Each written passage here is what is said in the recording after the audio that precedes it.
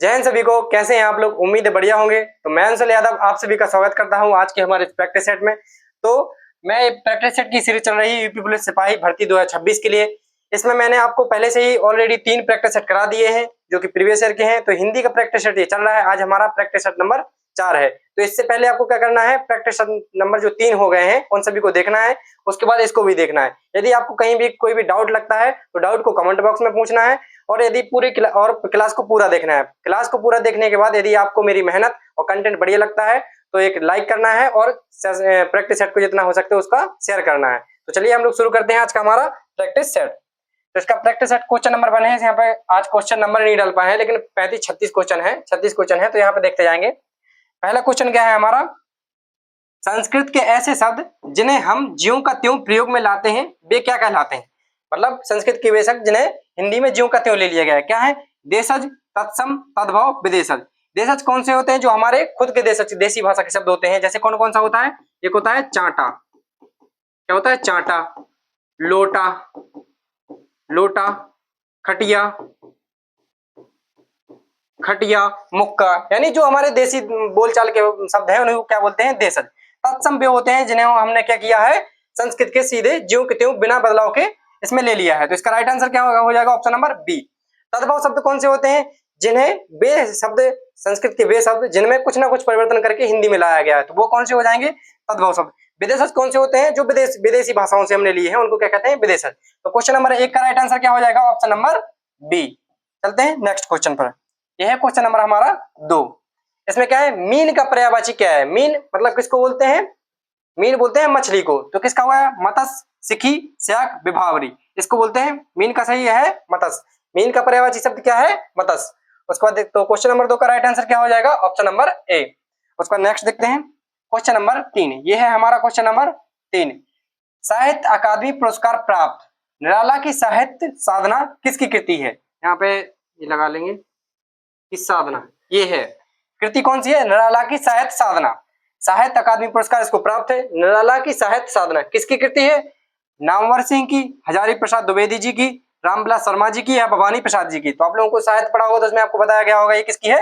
रामविलास शर्मा जी की। तो question number 3 का राइट आंसर क्या हो जाएगा? Option number C. इसको सी है यहाँ पे, सी। उसके बाद नेक्स्ट है हमारा क्वेश्चन नंबर 4। निम्नलिखित में से शुद्ध वाक्य का चयन कीजिए। हमको इसमें क्या करना है? शुद्ध वाक्य का चयन करना है। तो पहला वाक्य क्या है? बंदूक एक उपयोगी शस्त्र है। बंदूक क्या है? एक उपयोगी शस्त्र है, ठीक है। श्री कृष्ण के अनेकों नाम हैं। अनेकों कोई बहुवचन नहीं होता है, क्या होता है? अनेक बहुवचन। अनेक अपने आप में एक बहुवचन है, तो ये गलत हो गया। यह मेरा पुस्तक है। पुस्तक क्या है? स्त्रीलिंग है, इसलिए यहाँ पे क्या होना था? मेरी शब्द प्रयोग होना था। बाघ और बकरी एक घाट पर पानी पीती है, पीती है, ये गलत हो गया। ये भी गलत है, ये भी गलत है, ये भी गलत है। तो इसमें से राइट आंसर क्या हो जाएगा? Option number A. Option number A. तो क्वेश्चन नंबर 4 का राइट आंसर क्या हो जाएगा? Option number A. नेक्स्ट देखते हैं, यह है हमारा क्वेश्चन नंबर 5। ऊंट के मुंह में जीरा मुहावरे का अर्थ है। ऊंट के मुंह में जीरा का मुहावरे का अर्थ क्या है? बड़े प्राणी को संतावना देना, जानवर को दवाई देना, बहुत अधिक खाने वाले को बहुत कम खाने देना। मतलब ऊंट कितना बड़ा होता है, जीरा बहुत छोटा होता है। तो आपने देखा होगा। इसका राइट आंसर क्या हो जाएगा? Option number C. Next question है हमारा क्या है? Question number 6। निम्नलिखित में से वाक्य के शुद्ध रूप का चयन कीजिए। हमको क्या करना है? वाक्य का शुद्ध रूप का चयन करना है। पहला क्या है? बच्चे को फल काटकर खिलाओ, ठीक है। बच्चे को काटकर फल खिलाओ, यानी क्या? बच्चे को काटकर, यहाँ पे क्या है? बच्चे को काटकर, मतलब बच्चे को थोड़ी काटना है, फल को काटना है, तो ये वाला गलत हो जाएगा। फल बच्चे को काटकर खिलाओ, ये भी गलत है। काटकर, इसमें तो क्रम ही गलत है। इसका राइट आंसर क्या हो जाएगा? Option number A. Question number 6 का राइट आंसर क्या हो जाएगा? Option number A. Next question है क्वेश्चन नंबर हमारा 7। प्रत्यक्ष के द्वारा अप्रत्यक्ष का चमत्कार पूर्ण वर्णन किस अलंकार का लक्षण है? ये क्या है? प्रत्यक्ष के द्वारा अप्रत्यक्ष का चमत्कार पूर्ण वर्णन किस अलंकार का है? ये हमारा है अनुमान अलंकार। इसमें क्या होता है? अनुमान अलंकार होता है। ये यूपी पुलिस के प्रीवियस ईयर वाले क्वेश्चन है, देख रहे हैं, बहुत डीप से हैं। हम लोग जो ऊपर ऊपर से पढ़ लेते हैं वो नहीं आ रहा है आपका आजकल। कैसे आ रहा है? परिकार, अनुमान, एकावली, कर्णमाल, ऐसे वाले पूछे जा रहे हैं जो बहुत डीप वाले हैं। तो इसका राइट आंसर क्या हो जाएगा? अनुमान अलंकार। नेक्स्ट है हमारा क्वेश्चन नंबर कितना है? नेक्स्ट क्वेश्चन है हमारा क्वेश्चन नंबर 8। क्या है? पेड़ से कई आम गिरे, निम्नलिखित में से कौन सा कारक प्रयोग हुआ है? पेड़ से कई आम गिरे, संबंध, संबंध कारक कौन कौन? इसमें कारक विभूति कौन सी होती है? काकी के नानी रे, का की के रारी रे इत्यादि। करण कारक क्या होता है, कर्ता ने कर्म को करण से, करण में क्या होता है, इसमें भी क्या होता है, से होता है, लेकिन वो दूसरा होता है। इसमें क्या है, अपादान, अपादान में भी क्या होता है, से होता है, लेकिन अपादान में क्या होता है, अलग होने का भाव होता है। कोई भी दो चीज होंगे वो क्या होगा, अलग होगा। पेड़ से कई आम गिरे, तो आम क्या हो रहा है, पेड़ से अलग हो रहा है, इसलिए यहाँ पे क्या हो जाएगा, अपादान कारक हो जाएगा। तो क्वेश्चन नंबर 8 का राइट आंसर क्या हो जाएगा, ऑप्शन नंबर 3 या सी। उसके बाद नेक्स्ट कौन सा है हमारा, क्वेश्चन नंबर 9। निम्नलिखित में से कौन सा शब्द खिल्लिंग, ये खिल्लिंग नहीं है, यहाँ पे क्या है, स्त्रीलिंग है, यहाँ पे क्या है, स्त्रीलिंग है। ये शब्द क्या है हमारा, स्त्रीलिंग है, यहाँ पे गलती से लिख गया है, यहाँ पे ये क्या है, स्त्रीलिंग है।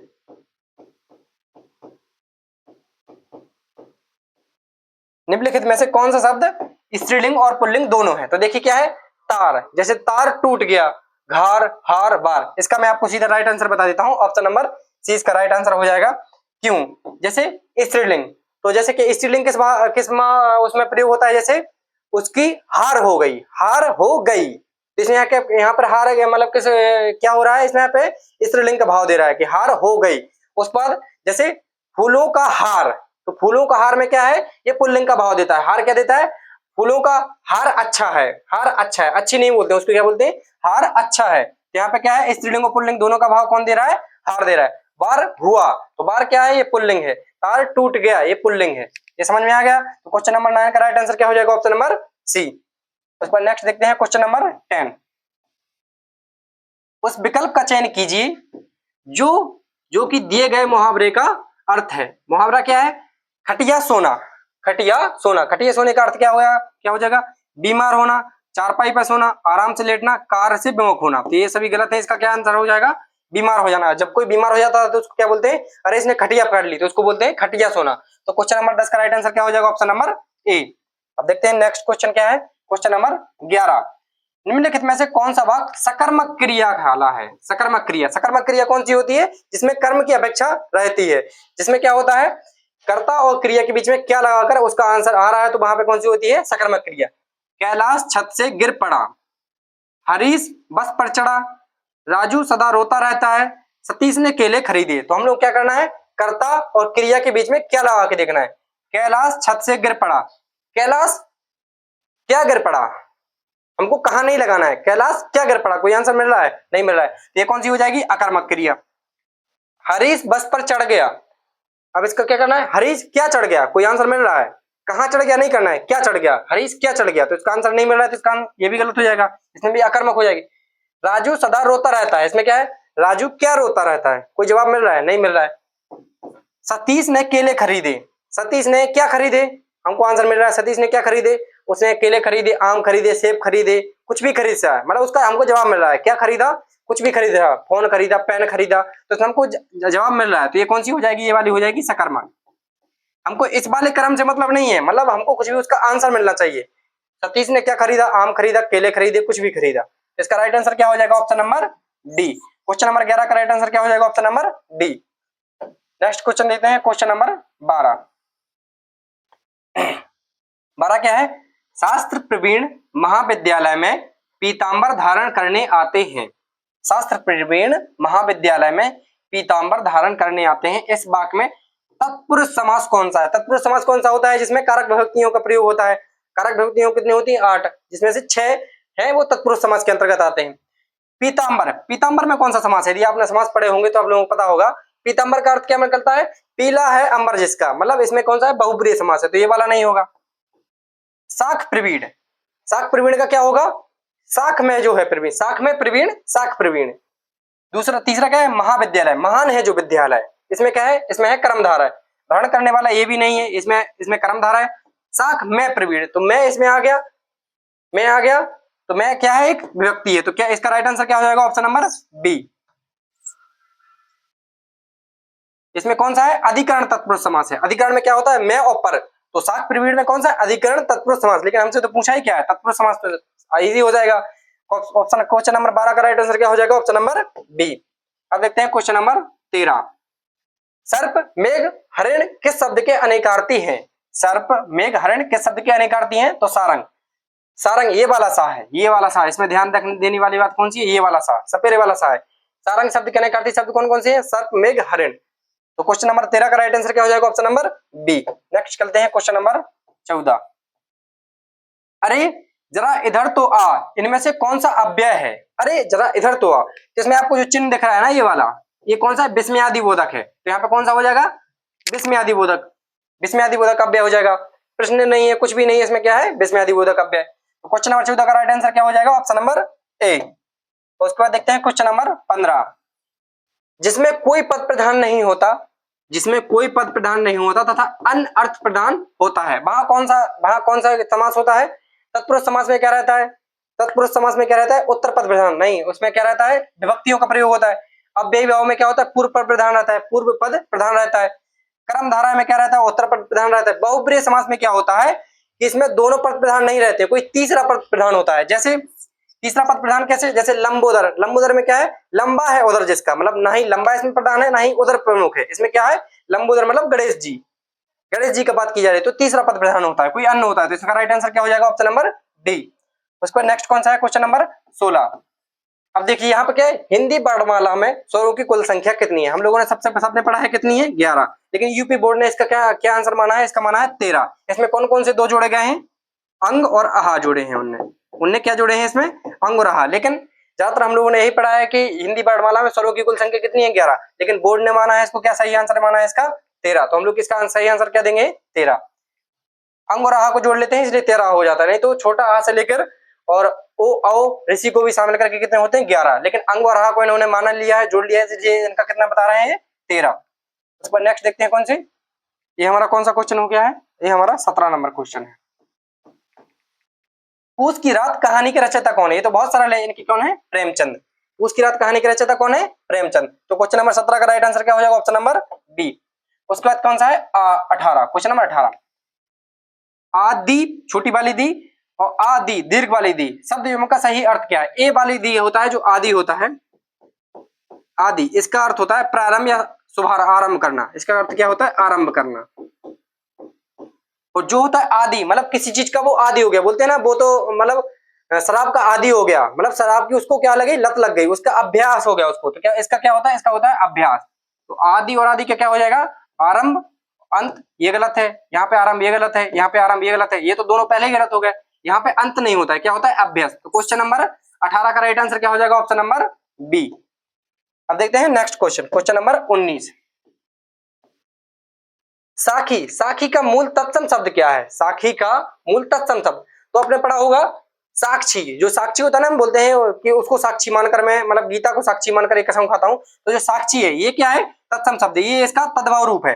तो छा होता है, आप लोगों ने यदि तत्सम तद्भव पढ़ा होगा कि जो छात्री है ये अधिकतम किस में बदल जाता है? जब तद्भव रूप में बदलते हैं तो किस में बदल जाता है? छा में। इतना ठीक है। उसके बाद नेक्स्ट क्वेश्चन देते हैं, क्वेश्चन नंबर 19 का राइट आंसर क्या हो जाएगा? Option number C. नेक्स्ट है क्वेश्चन नंबर 20। विशिष्ट किसका विलोम है? विशिष्ट किसका विलोम है? विशिष्ट मतलब जो विशिष्ट हो। विशिष्ट का क्या हो जाएगा? अविशिष्ट नहीं, अनिष्ट नहीं, शिष्ट नहीं, सामान्य। जो सामान्य यानी नॉर्मल है उसके बाद कौन सा होता है? विशिष्ट, इसका विलोम होता है। क्वेश्चन नंबर 20 का राइट आंसर क्या हो जाएगा? Option number D. अब देखते हैं क्वेश्चन नंबर 21। क्वेश्चन नंबर 21 क्या है हमारा? मुक्ति बोध के लिए जिनेंद्र कुमार को क्या लिखा गया है?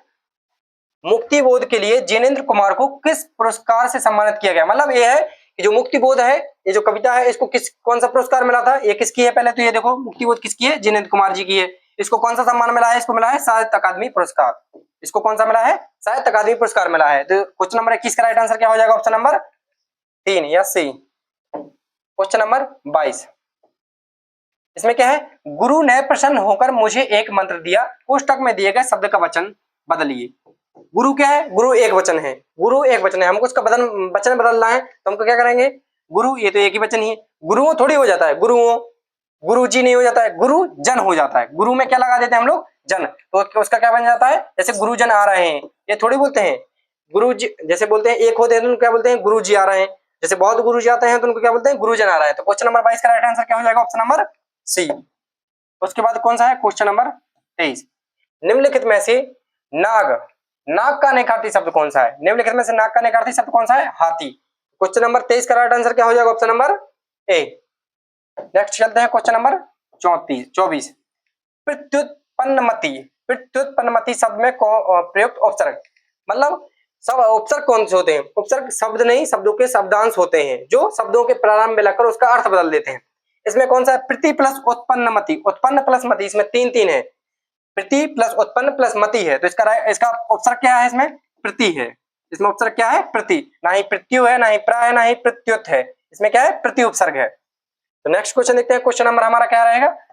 25। सप्तऋषि में समास है। सप्तऋषि इसमें क्या आ रहा है? संख्या आ रही है। पहला क्या है? द्वंद्व। द्वंद्व क्या होता है? जिनमें क्या रहता है? जैसे उसमें और आता है, ज्यादातर क्या आता है? और आता है। जैसे दिन और रात, भाई और बहन, तो इसमें क्या है? द्वंद्व होता है, जिनमें द्वंद्व रहता है। कर्मधारा क्या रहता है? जैसे जैसे कर्मधारा क्या रहेगा? कनक लता, यानी कनक के समान लता, तो वहां पे क्या होता है? कर्मधारा होता है, मतलब तुलना होती है। तत्पुरुष में क्या होता है? इसमें विभक्तियों का प्रयोग होता है। विभक्तियों का प्रयोग होता है, जैसे गगनचुंबी, गगन को चूमने वाला गगनचुंबी, तो वहां पे कौन सा तत्पुरुष?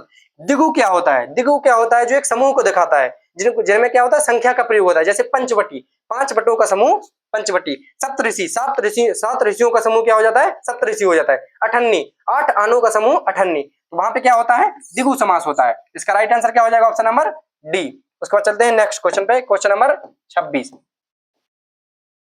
ये इतना समझ लो, ये वाली लाइन इतनी इंपॉर्टेंट है कि कहीं ना कहीं आपको देखने को मिल ही जाएगी किसी न किसी सेट में। जितने भी पेपर होंगे उसमें चरण कमल बंधु हरिराई में कौन सा अलंकार है, आपसे पक्का पूछने ही जाना है। इसमें होता है रूपक अलंकार। इसमें क्या होता है? चरण का कमल में अभेद रूप कर दिया जाता है। कमल रूपी चरण, इसका अर्थ होता है कमल रूपी चरण, तो इसमें कौन सा हो जाता है? रूपक अलंकार। उल्लेख क्या होता है? जैसे किसी चीज का उल्लेख कर देना। श्याम सुंदर सलोना शरीर, इसमें क्या होता है? शरीर की पूरा व्याख्या कर देते हैं, उल्लेख कर देते हैं, वहां पे क्या होता है? उल्लेख अलंकार होता है। उपमा क्या होता है? जहां पे तुलना की जाती है। चंद्र सा मुख, यानी चंद्रमा के समान मुख, तो मुख की तुलना किससे कर दी? चंद्रमा से, वहां पे कौन सा हो जाता है? उपमा अलंकार। अतिशयोक्ति कौन सा होता है? जहां पे कोई बड़ा चढ़ाकर बात कर दी जाती है, बड़ा चढ़ाकर। जैसे अरे एक वो आला होता है ना कि एक के मारे दुई मर जाए, तीसरा खौफ खाए मर जाए, एक है ना जो बुंदेलखंड में आला होता है, तो उसमें क्या है? बड़ा चढ़ाकर बात की जाए कि आला महोबा वाले आरा बहुत बलवान, उसमें कुछ ऐसे करके है कि एक को मारे दुई मर जाए, तीसरा खौफ खाए मर जाए, मतलब बहुत बड़ा चढ़ाकर बोल दिया जाता है। वहां पे कौन सा होता है? अतिशयोक्ति अलंकार होता है। इसमें कौन सा है? क्वेश्चन नंबर 26 का राइट आंसर हो जाएगा ऑप्शन नंबर ए, रूपक अलंकार। उसके बाद देखते हैं क्वेश्चन नंबर कौन सा है? 27। उत प्लस हार के योग से निम्नलिखित में से कौन सा शब्द बनेगा? उत प्लस हार, उत्हार में कौन सा बनेगा? उद्धार बन जाएगा। उत्हार, आहार नहीं बनेगा, उत्तार नहीं बनेगा, उदार नहीं बनेगा, क्या बनता है? उद्धार बनता है। उत्थार। इसका राइट आंसर क्या हो जाएगा? Option number D. उसके बाद कौन सा है? 28।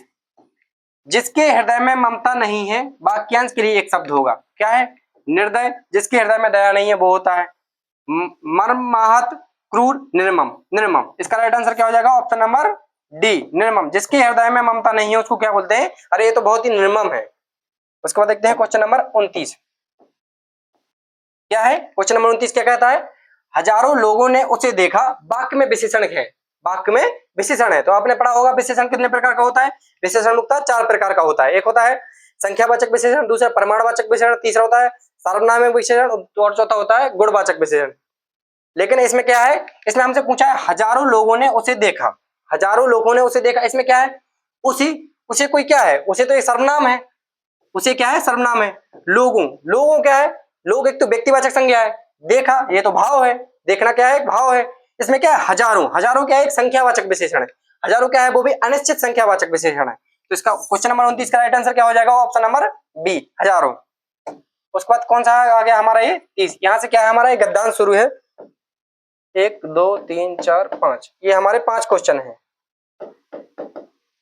ये हमारे 5 गद्यांश के क्वेश्चन हैं। मैंने आपको गद्यांश करने का तरीका बताया था कि सबसे पहले क्या करना है, हम लोगों को रफली रफली क्वेश्चन पढ़ लेना है। जो भी क्वेश्चन है उनको जल्दी जल्दी पढ़ लेना है। पहला क्वेश्चन क्या है? छत्रसाल बुंदेला ने जिस समय मुगलों का सामना किया उस समय उनके पास थे, क्या थे? 25 सवार, ये छोड़ देना है। दूसरा क्वेश्चन क्या है? भूषण का प्रिय काव्य रस था। तीसरा कौन सा है? महाकवि भूषण दरबारी कवि थे, उनके आश्रयदाता राजा का नाम था। चौथा कौन सा है? छत्रपति शिवाजी की प्रशस्ति में लिखे गए 2 काव्य ग्रंथों का नाम बताना है। किसका? काव्य ग्रंथों का नाम। पांचवा क्या है? इस गद्यांश का सार्थक शीर्षक हो सकता है। अब हम लोग पढ़ेंगे गद्यांश पूरा। गद्यांश को क्या करना है? जिसको मतलब थोड़ा बहुत कम आता है, यदि इजी है तो उसको एक बार पढ़ लेना है, यदि कहीं भी थोड़ा बहुत डाउट लगता है इसको कम से कम 2 बार पढ़ लेना, जैसा भी आपके पास टाइम बचता है। तो पढ़ते हैं। सबसे पहले क्या है? भूषण, भूषण महाराज ने विषय और विशेषतः नायक चुनने में बड़ी बुद्धिमत्ता से काम लिया है। काम लिया है। शिवाजी और छत्रसाल, शिवाजी और छत्रसाल से महानुभावों के पवित्र चरित्रों का वर्णन करने वालों की जितनी प्रशंसा की जाए थोड़ी है।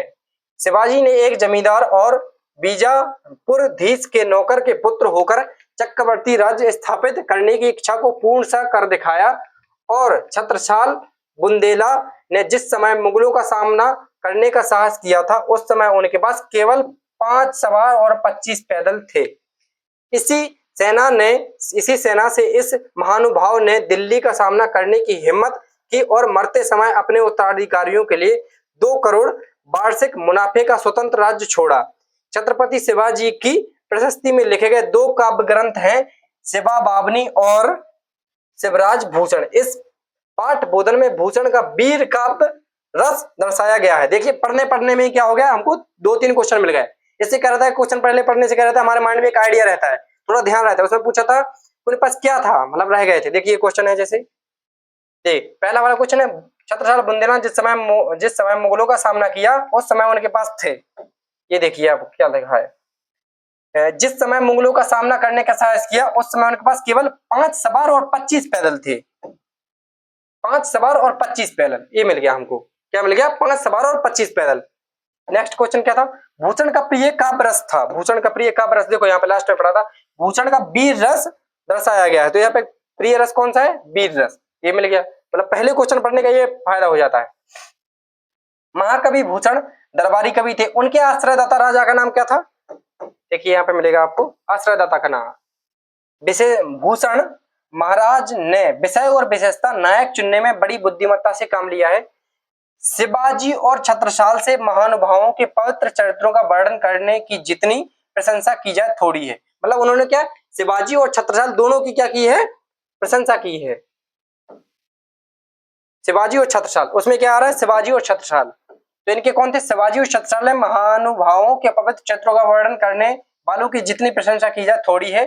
शिवाजी ने एक जमींदार, तो इसका देखो राइट आंसर क्या है, इसका राइट आंसर शिवाजी और छत्रसाल दोनों माना था। जो यूपी बोर्ड भर्ती है उसने क्या माना था, इसके दोनों आंसर माने थे। इसकी लास्ट में बी और सी दोनों दिया था, जिसने बी भी लगाया उसका भी ठीक था, जिसने सी लगाया है उसका ए भी ठीक था। ये दोनों गलत थे, ये दोनों गलत थे। इसका राइट आंसर क्या माना था बोर्ड ने, इसका बी और सी दोनों बताया था। जिसने शिवाजी भी लगाया है और छत्रसाल लगाया उनका दोनों का ठीक था। नेक्स्ट क्वेश्चन है, छत्रपति शिवाजी की प्रशस्ति में लिखे गए 2 काव्य ग्रंथों का नाम। ये देखिए ये है 2 काव्य ग्रंथ, यहाँ पे लिखा है, देखिए लिखे गए 2 काव्य ग्रंथ कौन से, शिवा बावनी और शिवराज भूषण। शिवा बावनी और शिवराज भूषण, शिवा बावनी और शिवराज भूषण। तो क्वेश्चन नंबर इसका 4 का क्या हो जाएगा, सी। लास्ट कौन सा है, इस ग्रंथांश का सार्थक शीर्षक हो सकता है। भूषण की कला के बारे में तो कहीं बताया ही नहीं। भूषण का विवेक भी नहीं बताया, काव्य नायक चयन भी नहीं बताया, विवेक भी नहीं है। भूषण की बुद्धिमत्ता क्या बताया है यहाँ पे, भूषण की बुद्धिमत्ता का यहाँ पे क्या हुआ है, प्रयोग हुआ है। थोड़ी, शिवाजी ने एक जमींदार और बीजापुर के नौकर से पुत्र होकर छत्रपति स्थापित करने की पूर्ण किया है। छत्रसाल बुंदेला जिस समय मुगलों का सामना करने का साहस किया उस समय उनके पास इतने थे, अपने की हिम्मत की और मरते समय अपने उत्तराधिकारियों के लिए 2 करोड़। छत्रपति शिवाजी की प्रशस्ति में लिखे गए काव्य ग्रंथ ये हैं। इस पाठ्यपुस्तक में भूषण की वीर रस को दर्शाया गया है, वीर रस को दर्शाया गया है। इसमें क्या है, वीर रस को दर्शाया गया है। इसमें क्या बताया गया है, भूषण की बुद्धिमत्ता को बताया, क्योंकि वो क्या था, काव्य ग्रंथ वगैरह हर एक चीज उसने लिखी है। तो ये मैंने आपको बता दिए हैं। ये कितने आज मतलब हमारे 35 क्वेश्चन जो हैं वो हो गए हैं। इसमें से आपके 4 सेट मैंने आपको पूरे कंप्लीट करा दिए हैं। यदि आपको जितने भी 35 क्वेश्चन बताए हैं इसमें से आपको कहीं भी डाउट लगता है, कहीं भी कोई भी डाउट बनता है, तो आप लोग क्या करेंगे, उसको कमेंट बॉक्स में पूछ लेंगे। जितना भी होगा मैं पूरी कोशिश करूंगा, यदि कोई भी डाउट है आपके डाउट क्लियर करने की। बाकी जितने भी हैं मैं हर रोज आपको, जब तक आपके यूपी पुलिस के पेपर चलेंगे तब तक मैं हर रोज आपके लिए एक प्रैक्टिस सेट लेके आऊंगा। बाकी सेशन आपको कैसा लग रहा है, बढ़िया लग रहा है तो इसको शेयर जरूर करें, और यदि आपको कोई डाउट है तो कमेंट बॉक्स में पूछ लें। थैंक यू, जय हिंद।